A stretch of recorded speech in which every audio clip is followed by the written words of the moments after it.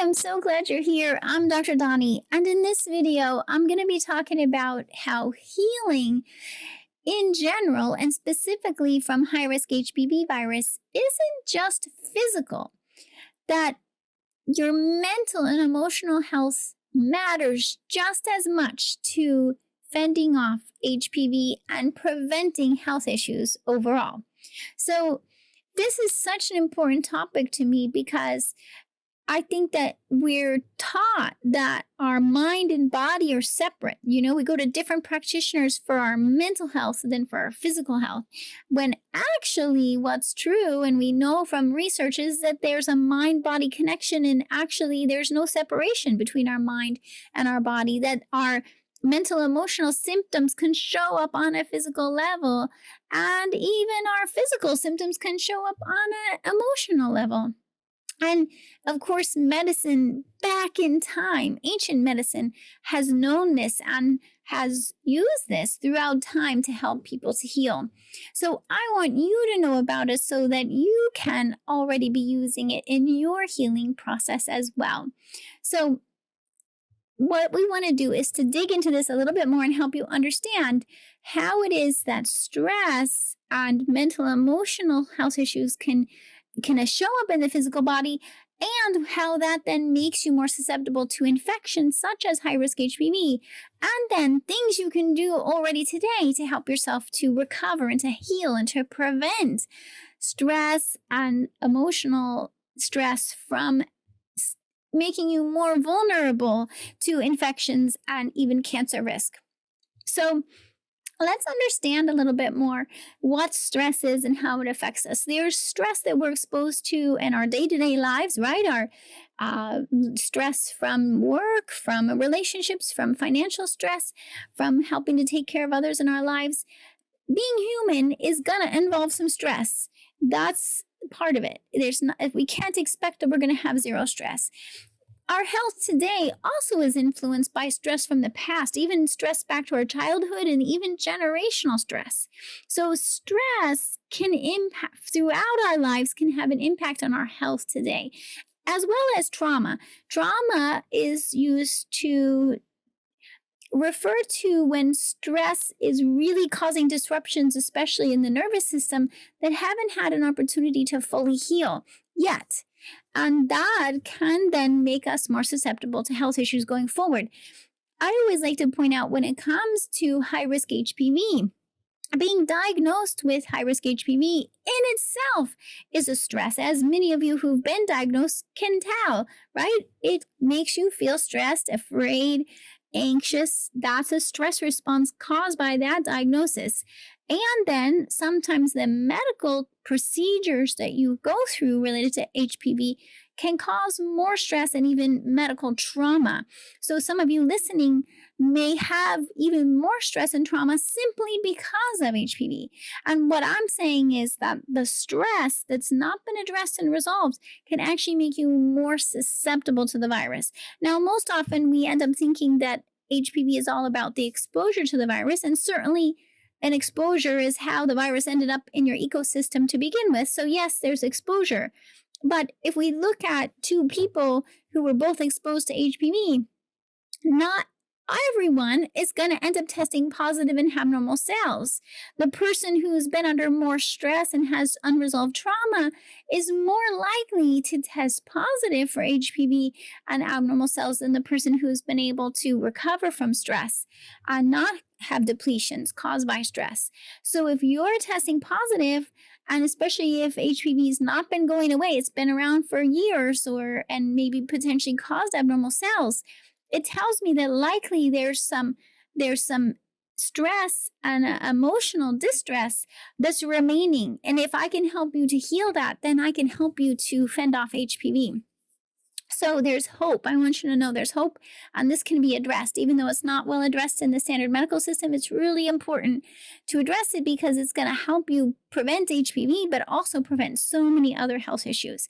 So let's first understand how it is that stress makes us susceptible. Then we're going to go into talking about how to address it. So what happens is when we're exposed to stress, and even stress in terms of an infection, or stress because of a toxin exposure, stresses affect our bodies in four main systems. Digestion, we'll come back to these, okay? So it affects our digestion, stress affects our immune system, our nervous system, and our hormones. Now, the way it's affecting these four major systems is because of the way stress affects our stress response system, and specifically our stress hormone called cortisol. Maybe some of you have heard of cortisol. Cortisol is actually a main manager of these systems in our bodies. Now, we count on cortisol. We need it to be higher in the morning to wake us up and get us going, and lower at night to help us go to sleep. So it's not that we want zero cortisol. We want an optimal amount of cortisol.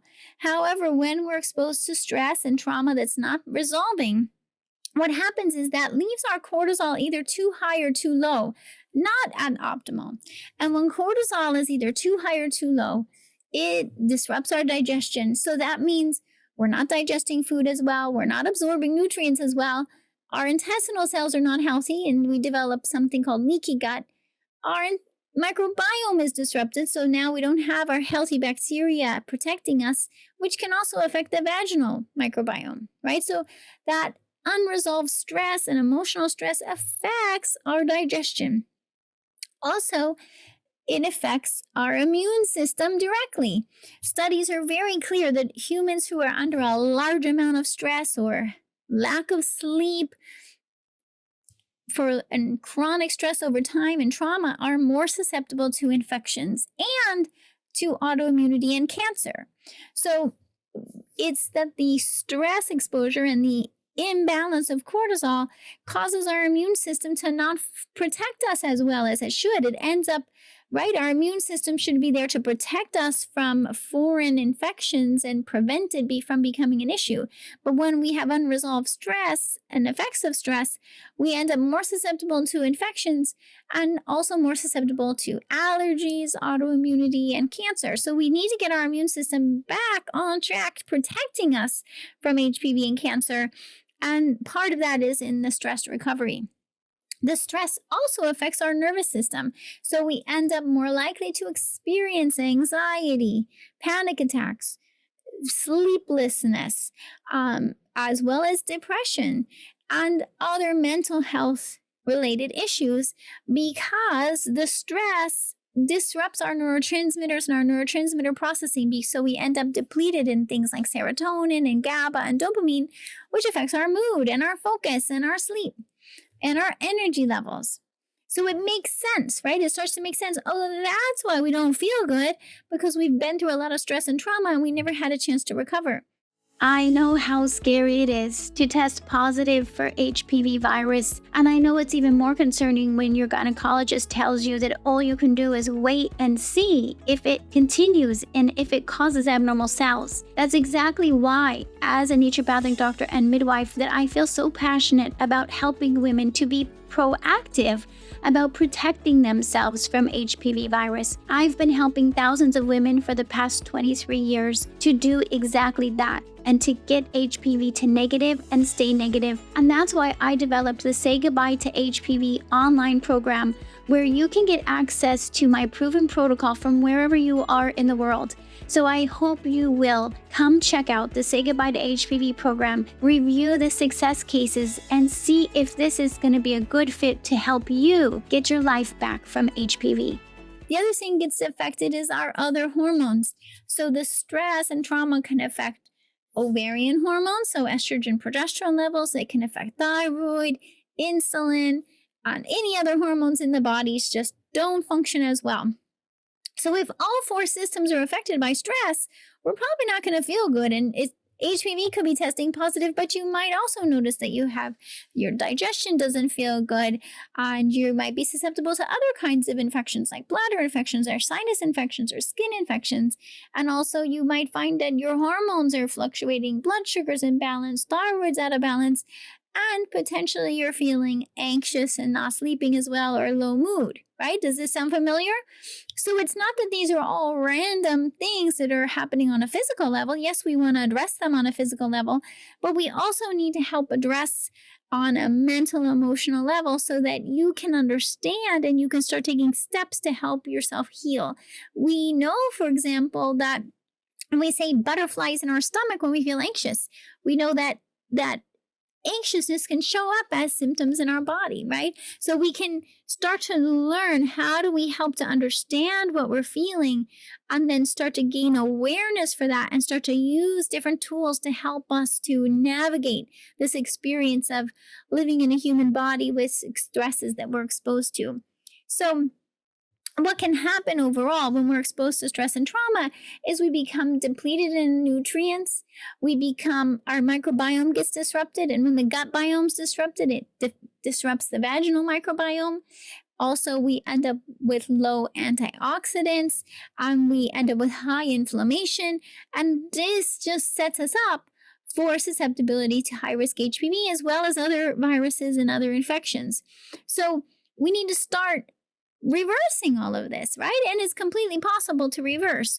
We can start to take steps to restore healthy nutrients and restore healthy hormones and restore neurotransmitters and microbiome. And we can do those steps on a physical level. And you'll see other videos from me about that. You're welcome to reach out and I can guide you every step of the way. In this video, I want to especially emphasize how helpful it is to also implement healing on a mental, emotional level. And you can do that in many ways. Certainly, classical therapy can be helpful, as well as I would want to encourage you to explore mindfulness techniques. And I teach this to my patients and my program participants.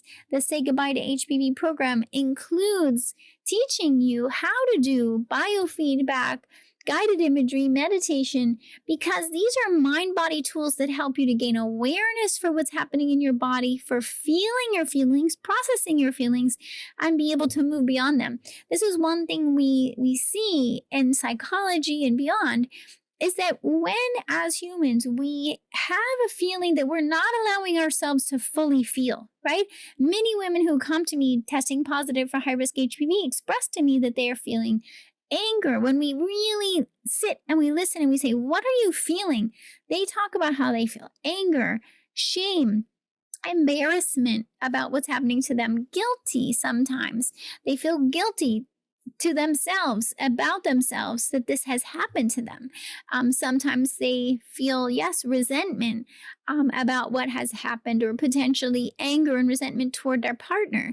And so these are emotions that are important to first recognize and to feel and process with compassion and presence so that the emotion can move through. It's when we can process and really feel an emotion and allow ourselves to feel it even on a physical level and to process it, then we can discover the other side of these feelings. Sometimes then women go through a process of feeling forgiveness, feeling gratitude, learning to feel compassion and love for themselves and their body, reconnecting with themselves and their body. And that process only happens through the process of connecting with your body, see what emotions are coming up. Allow yourself to be accepting and acknowledging of those emotions with a very loving presence, and then allow yourself to move through those emotions to where it brings you on the other side. And it's really an amazing process to observe when women go through this and they start to be able to learn how to be present with their own emotions, how to allow themselves to cry or whatever emotional feeling needs to come through. And we can also do this, again, I mentioned biofeedback, meditation, and mindfulness of various types, but this can also be very helpful to move through with music and dance. And so another form of healing that we use in my programs is called transcend dance, but you can use different forms of healing, music and dance, to help yourself move through emotional feelings and find that level of acceptance and love in your body to be able to release those stresses, release those traumas, and allow your body to heal. And it's really amazing what can happen. Sometimes, even with the simplest, it doesn't even have to take very much time, but it's something we learn to practice each day. And through these recovery activities, I refer to them, these mindfulness techniques and activities that we can choose, including journaling and including time in nature, including communicating with loved ones, ways that we can express ourselves and connect with ourselves so that we can actually move through and really understand what it is that our body's been trying to tell us, and to feel what we haven't felt, and to then move through it and beyond it so that our bodies can heal. And so at the same time as you're healing on a physical level, it's really important to do this healing on a mental, emotional level. I also am studying and working with psychedelic assisted therapy, because I see that this has been a huge new area of supporting mental and emotional healing for people and patients in general. So this is something that, of course, if you have questions, you can always reach out to me and say, hey, how can I learn how to use these different modalities to help myself to process stress and trauma that I've been through, to heal the relationship with myself and my body, and through that, then to get more connected with yourself, your purpose, your passion, and your body's ability to protect yourself. Because the fact is that we live in a, ecosystem of, we're going to be exposed to viruses, we're going to be exposed to bacteria, we're going to be exposed to parasites. That's part of the human existence. What we need to be doing is helping to help our inner defenses be able to protect us from anything that might be pathogenic or harmful to us. So it's not just about avoidance, it's also about how to support our inner protective abilities, including our immune system, but also our microbiome, our hormones, our stress hormones, and our emotional state can protect us from the things we're exposed to. So I hope this is helpful to give you a sense of why it is that your mental, emotional healing is so important in HPV recovery, that I really find it makes a huge difference. Women even report to me today that they got a negative pap smear result, and that, yes, they implemented diet changes, supplements, vaginal suppositories, and they also worked on a mental, emotional, and spiritual level to help with their healing process. So it's not just about the physical, it also needs to be on these other levels that we really then see the change happen, because we're not just looking for temporary results in terms of getting HPV to negative. I want you to be able to get HPV to negative and keep it negative going forward. And to do that, we need to really be looking at, what is it that your body's been needing help with that it hasn't gotten help with? And oftentimes there is this component of stress and emotional healing that needs attention. So if this has been helpful to you, I'm so glad, and I welcome you to reach out. You can always reach out to my office through drdani.com. You can also reach out to become a patient, a one-on-one patient. I work with people one-on-one from around the world. And you could also potentially work in one of my group programs, including the Say Goodbye to HPV group program. In all of these areas, the mental, emotional, mind-body healing is an essential part of the process of guiding you to clear HPV to negative and keep it negative. Thanks again for joining me today. Be sure to subscribe and comment. I'd love to hear from you, and I look forward to seeing you in the next episode. See you soon. Thanks for listening to How Humans Heal. If you liked this episode, leave a rating and a review. And for more resources, visit drdani.com.